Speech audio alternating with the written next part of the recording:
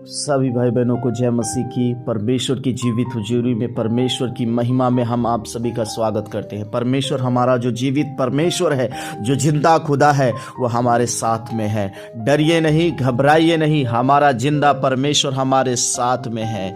आज के दिन प्रभु के दास ने उत्तर प्रदेश के सभी चर्च के लिए क्या बोला है, आइए हम सभी जब लोग परमेश्वर के दास जेल में गए हैं और बहुत सारे, केवल है ना अपना चर्च नहीं परंतु बहुत सारे इस यूपी के अलग अलग जिलों में चर्चेस बंद कर दिए गए है ना, उन पर सताए गए, उनको झूठे मुकदमे लगाए गए हैं। ये चिन्ह नहीं है कि अब प्रभु यीशु मसीह का काम ठप हो गया है। ये सब जब बातें हो रही हैं, ये सब चीजें इस बात को संकेत कर रही हैं कि जो आने वाला समय है वो बहुत ही अद्भुत होगा, आत्माओं को जीतने का और जागृति का समय होगा। जब कलीसिया पर सताव हो तब आप ये समझ लीजिए कि अब और ज्यादा सुसमाचार का काम फैलेगा। सब बोले आमीन। इसे कोई रोक नहीं सकता। और आपको हम बता दें कि है ना, अपने जगहों पर जिस चर्च को हम जानते भी नहीं है ना कि, और लोगों ने, विरोधियों ने उन्हें अपना चर्च का ब्रांच करके साबित कर दिया, और जब अपने चर्च को बंद किए तो उन्होंने और भी सारे छोटे छोटे चर्चों को उन्होंने बंद करा दिए, उनको धमका दिए और वो सब बंद कर दिए गए। अब आपको क्या करना है? अपने विश्वास के साथ खड़े होना है, और यही समय है कि आप परमेश्वर के सामने बोलें। ये डरने का समय नहीं है, ये प्रार्थना करने का समय है, क्योंकि हमारा जो युद्ध है वो हम प्रार्थनाओं के द्वारा उसे जीत पाते हैं।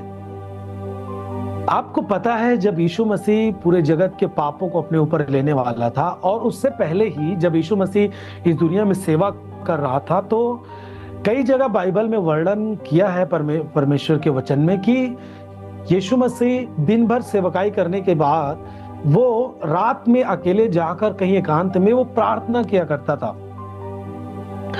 और कई कई जगह पर लिखा है कि उसने सारी रात प्रार्थना करने में समय व्यतीत किया, और उसके बाद फिर सुबह वो जाके सुसमाचार का काम करता था। ऐसे करके वो प्रेयर के द्वारा सेवकाई को मजबूत करता था। और आपको पता हो, जब यीशु मसीह पकड़वाए जाने पर था, वो गतसमनी के बाग में गया, और उस समय उसने घुटने टेक कर प्रार्थना करना शुरू किया। और उसने प्रार्थना किए चेलों के लिए, और प्रार्थना किए उनके लिए जिन्होंने यीशु मसीह के द्वारा पिता के वचनों को ग्रहण किए थे, उन सब के लिए, उनके उद्धार के लिए, और वो परिस्थितियों पर जय पा सके। मेरे जाने के बाद, मेरे पकड़वाए जाने के बाद लोगों का भरोसा कम न हो जाए, उसके लिए उसने प्रार्थना की। और उसके बाद वो क्रूस पर चढ़ाया गया, और आपको पता है कि पूरा इतिहास यीशु मसीह ने बदल दिया।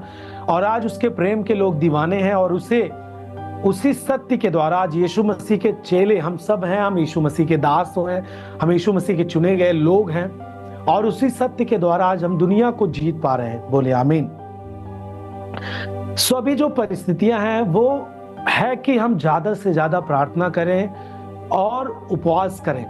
परमेश्वर के दास खाली नहीं बैठे हैं, उनको जहां भी जेल में है वो आपके लिए प्रार्थना करते हैं, वो घुटने टेकते हैं, है ना, अपने चर्च के लोगों के लिए, एक एक जन के लिए, एक एक विश्वासी के लिए प्रार्थना करते हैं। और उनका संदेश यही है, जब उनसे मिलने हम जाते हैं, हम लोग, उनका कहना होता है कि ऑनलाइन के जरिए लोगों को समझाएं, उनको बताएं कि ये चीजें कोई बहुत बड़ी चीजें नहीं आ गई हैं इस तरह की हम अपने आप को तोड़ दें, अपने आप को कम समझें, अपने आप को है ना त्यागा हुआ समझें। ऐसा कुछ भी बातें आपके अंदर नहीं होना चाहिए।